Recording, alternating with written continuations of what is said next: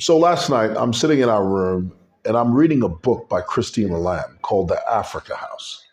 My wife is in the sitting room watching a movie. Then all of a sudden, she yells. And I say, "What? What's wrong?" And she says, "You need to come out here." I said, "Why?" She says, "I'm watching a horror movie and I need you to come out here and watch it with me." I said, I don't like horror movies.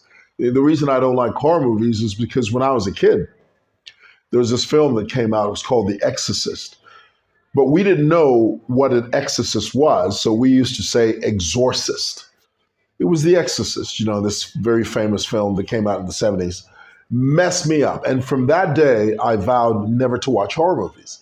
So I said to my wife, I said, "Look, I don't like horror movies." She says, "Well, I'm not going to sit here and watch this thing by myself.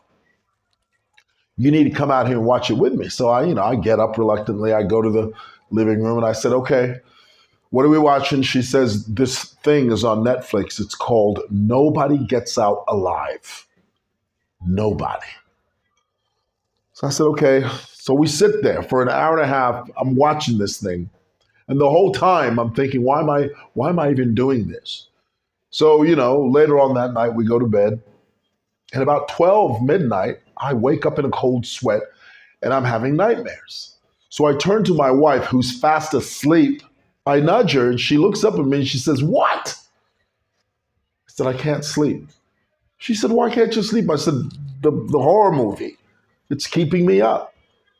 She looked at me and she said, "Don't wake me up again. You're a grown man.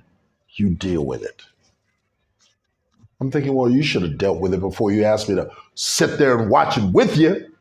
Goodness.